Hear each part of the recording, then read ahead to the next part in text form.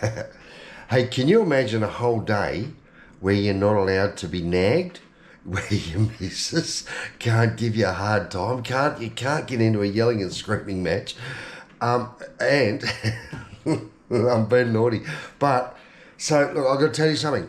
Next Monday is what we call here in Bali Nyepi.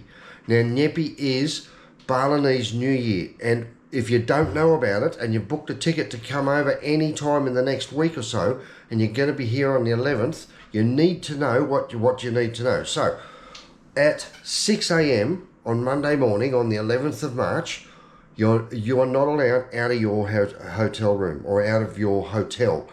Depends on where you're staying and depends on what facilities they've got set up for you. You are isolated to stay inside the room. Now, a lot of the modern hotels these days will allow you to go out by the pool. You can't go out the front. You can't be up and down on the road. Every shop is closed. The airport's closed, and although you might be able to get food from your hotel, you need to make sure before Monday whether or not they've got food delivery, the restaurant is open, there will be no entertainment, and that's because Nyepi is known as the Silent Day. A quick bit of history. So on Silent Day every year, from 6 a.m. in the morning till 6 a.m. the following morning, which will be the Tuesday the 12th, they have a day of complete silence, and that day is to try to scare away all the negative energy and the evil negativity from last year. The night before Nyepi, so this will be the Sunday night, if you're in town, you're in for an incredible cultural adventure, because all of the little council offices, they're called banjars, and all of the little banjar offices around here have been building these giant, big, monstrous paper mache demons. And they come in the most incredible detail. They're hand painted. They're usually in some demonic sort of humanoid, half fish, half lizard. They're crazy, man. And every village has like a bit of a competition to see who can do the wildest one. And they've been building these things for like 2 months. All the young kids get in there. They're climbing up and down ladders. They make them almost every night. So they have a massive big celebration on the Sunday night. So if you're planning on travelling around, you better find out locally where they're going to have their parade, because they usually cart it downtown with lots of cymbals and banging and drums and stuff like that. And they can take it to the centre of the village, and they generally burn this big thing. Now, it's called an Ogo-ogo, O-G-O-H, Ogo-ogo. And they are the most impressive things in the world. If you're here on a Sunday, I would suggest one of the best things to do is just get your toot or a driver to jump in a car and take you through some of the villages, up through Tabanan or anywhere you want to go. I went up over the mountains. Oh my God, I saw some amazing statues last year. Most of them get burnt on the Sunday night, and then by 6 in the morning, you're not allowed outside the front door for the next 24 hours. Now, good or bad thing, I think it's fantastic. There's two reasons. One, the cultural celebrations before and even afterwards. It's their new year. The reason they have this silent day, it's to try to fool the spirits, these evil demons from last year, into knowing where you stay. So back in the day when it was all like village huts and whatnot, they would not cook on that day. There would be no fires, there'd be no smoke, and there'd be no light and no sound at all. And the Ogo-ogo would be floating around, or the evil spirits would be floating around after being burnt and sent up in the atmosphere, and they'd be looking for a place to call home again. And you'll also see there's they look like a bird cage, little wicker baskets out the front of everyone's houses, and they've got offerings in there. That's sort of like, as far as I can work out, it's like a little demon trap. It's to try to stop them from getting inside the house and give them somewhere to go, so you can keep the bad stuff from last year from reinfecting and from following you around. The best thing about Nyepi is you get a chance to relax. You get a chance to sit down and catch up on a good book.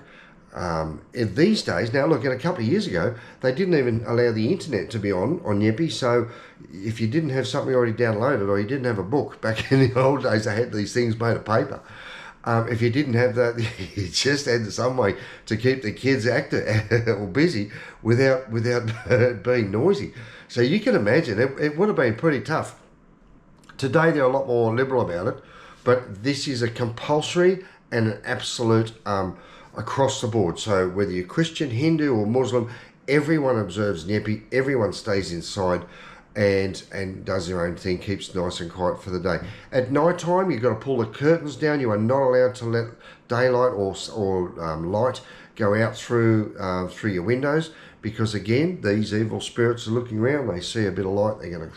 So you don't want to be that person. And trust me, the local banjar, the local police will be running around with sticks, and they'll be knocking on your door saying shut up and keep quiet. If you're staying in a motel, check with the motel whether they're going to have a restaurant open or they're going to deliver you sort of a pre-packaged meals or sandwiches. Most of them these days do have the facility to provide you with food. You can't get takeaway food. There's no pizza shops open. There's no vehicles on the road. And unless you're staying somewhere that's got food, you need to get it the day before. Same thing goes for alcohol. I'd be taking off down to the Circle K and getting myself a few beers. Or if you've got some duty free, grab a couple of extra bottles of Coke, because there's no hotels or pubs open and nightclubs and stuff like that until after 6 o'clock on the Tuesday. So for 24 hours, that's your chance to come over to Bali, sit down, put your feet up, and relax. I'm giving you a week's warning to get on your iPad, download a couple of good movies to watch or something. Get that big thick book you were looking at the airport. Put your feet up. Just take a nice quiet day off. Read a book and enjoy yourself. I know what I'm going to be doing.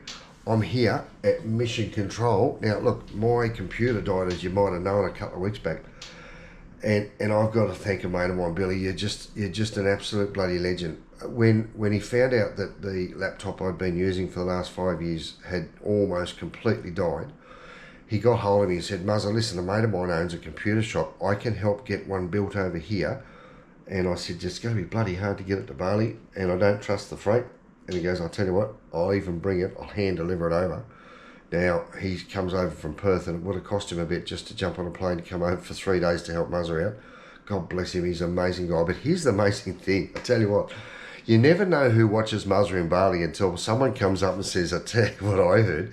Well, coming through customs, he had a massive suitcase with this giant big computer tower in it. And this computer here probably now is one of the most powerful computers in Bali. It's made with the latest graphics card. It's got a massive amount of storage. The amount of data that we put through these things with the GoPros and 4K and 8K and drone footage and stuff like that is now so intensive that a computer's working pretty hard just to edit and to render footage out. So we've got this amazing computer. It's in a suitcase. He comes through customs, and the guys at customs go, excuse me, can you come and have a talk to us? What's in that suitcase? I'd say they've x-rayed it or they've had a look at it and go, oh, that's a bit weird. And they've said, no, look, you need to pay import duties on that. We're not going to let that through. And he goes, oh, it's not for me, it's for Muzzer. It's a mate of mine. He lives in Bali, and he's got a charity, and he's using it for what he's doing over here. And the customs guy wasn't going to have a bar of it. He was basically, I think he saw that and I'll keep that for myself. I'm not saying that, but, jokingly. So, but then his mate, the other customs guy, said, did you say Muzzer? Not Muzzer in Bali. And my mate's gone, yeah, that's the one. And the two customs guys are having a talk in Bahasa.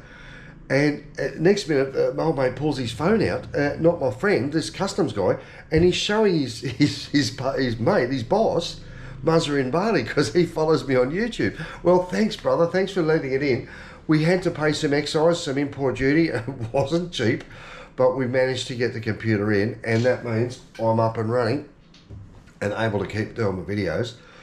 So, listen, the network of people out there is just amazing. If you've been watching some of the videos I have been able to produce lately, most of them have been out. We've been up helping the community. We've been giving wheelchairs to people. We've been helping people to learn to walk again, feeding the community in the remotest parts of northern and highland Bali. Honestly, it's been incredible. We've been busy as hell, and there's more to come. There's much more to come. We're going up every week just about now. So that's my life. My lovely wife is back working full time, as well as helping me with what we're doing at Bali Donate, and with what I'm doing with Muzzer in Bali, which are two completely separate things. She's back at the high school running the school cafeteria, so she gets up at 4 o'clock in the morning. She's running around all morning doing the school stuff, running the school canteen, and then at lunchtime she's coming back home. She will be with us tonight at the Seafood Festival, and hopefully trying to keep up as many of the public engagements, because people love to catch up with Fee. She's just beautiful, and she's a lot of fun. She's a cheeky thing. She gives me a hard time, but I tell you what, we're keeping busy, and there's so much more to come. I've got some really, really interesting videos coming up shortly. A lot of people talking to me about moving to Bali, retiring in Bali. Well, I have got a guru that's a legal and a property consultant.